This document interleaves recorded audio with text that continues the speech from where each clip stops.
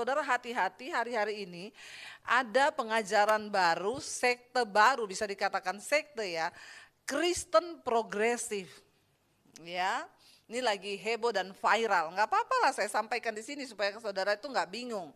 Banyak yang datang dan bertanya kepada saya, Kristen progresif. Progresif itu apa? Suatu perubahan yang menuju kepada sesuatu yang dianggap lebih baik dan disesuaikan dengan kebutuhan masyarakat, kebutuhan kebudayaan ya yang ada pada saat itu.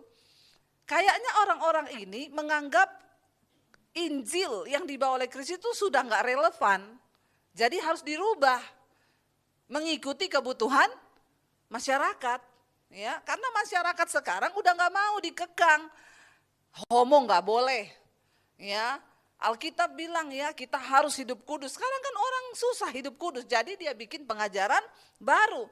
Tapi Rasul Paulus berkata, siapapun juga yang membawa Injil atau pengajaran baru yang bertentangan dengan ajaran Kristus, entah itu malaikat atau siapapun dia, atau salah satu dari kami, rasul-rasul, Rasul Paulus bilang, maka terkutuklah dia. Terkutuklah dia, kata Rasul Paulus. Jadi saudara, Injil progresif ini yang pertama dia bilang, dia percaya bahwa orang bisa selamat tanpa lewat Yesus. Masa Tuhan kejam kalau orang baik, masa enggak masuk surga? Alkitab berkata kebaikan manusia itu seperti kain kotor. Siapa yang baik saudara? Kebaikan kita ini seperti kain kotor. Kenapa? Karena kita ini sudah lahir membawa kutuk dosa dari Adam. Kita menerima Yesus itu bukan apa-apa, agar hubungan kita dengan Tuhan itu dipulihkan. Karena manusia kalau nggak terima Yesus, dia nggak terima penebusan lewat darah. Makanya dari zaman perjanjian lama, orang kalau berdosa dia harus bawa lembu sapi untuk disembelih dan darahnya itu menjadi penyucian. Lah darah dosa manusia sudah terlalu besar, nggak ada lagi darah yang bisa menghapus kecuali darah anak domba Allah, yaitu Kristus. Amin saudara. Ya ini iman percaya kita, jangan dirubah-rubah. Ya dia bilang masa orang baik nggak masuk surga cuma karena tidak percaya Yesus. Ngeri loh saudara. Kalau didengar ada orang yang bilang iya masuk akal juga. Ya. Karena itu barang siapa saudara yang menerima Kristus, dia menerima pengampunan dosa. Baru jalan itu terbuka, kita bisa menghadap Tuhan, menghadap Bapa. Kalau enggak lewat Yesus maka kutuk dosa itu tetap ada. Lalu dia juga berkata, ya tidak ada neraka saudara.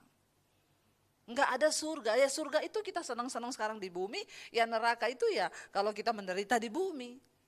Yesus dengan jelas berkata, jangan kamu takut kepada manusia yang hanya berkuasa membunuh tubuh, tapi tidak berkuasa membunuh jiwa di dalam neraka. Takutlah kepada Allah yang berkuasa membunuh tubuh maupun jiwamu di dalam neraka. Berarti neraka itu ada enggak? Ada.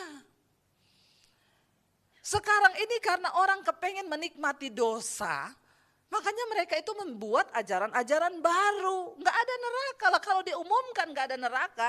Wah enak banget ya saudara. Enak nggak bapak-bapak nanti malam langsung selingkuh semua ya. Nggak ada neraka kok. Enak lah kita. Ya. Dulu teman saya juga pernah ngomong begitu. Bu saya dapat pengajaran baru ini bu. Ibu kayaknya harus ikut seminarnya. Ya. Kenapa gimana bu ajarannya? Ternyata dosa itu nggak ada bu. Wih dosa enggak ada, iya. Jadi kalau orang itu selingkuh bu, tapi berdasarkan kasih itu bukan dosa. Enak ya? Iya mau enggak saudara? Ini dunia menawarkan sesuatu ajaran-ajaran yang mengenakan bagi daging. Teman saya ngomong begitu, karena dia tukang selingkuh. Makanya dia bilang begitu, ibu harus dengar enggak, saya enggak mau dengar yang gitu-gitu. Mau ada surga atau tidak ada surga, saya mau hidup kudus karena saya mengasihi Tuhan Yesus. Amin. Ya, jangan saudara, kita harus mengikuti apa yang Alkitab bilang. Ya, Alkitab bilang surga itu ada, neraka itu juga ada. Ya, jadi jangan bilang enggak ada. Bahkan pengajaran ya Kristen progresif ini berkata, dia enggak percaya bahwa Alkitab ini adalah firman Tuhan. Ini cuma ditulis manusia, ini bukan firman Tuhan. Saudara, hati-hati. Ya, kita berdoa hari-hari ini supaya iman kita semakin kuat. Ya, anak-anak muda, terutama anak-anak muda.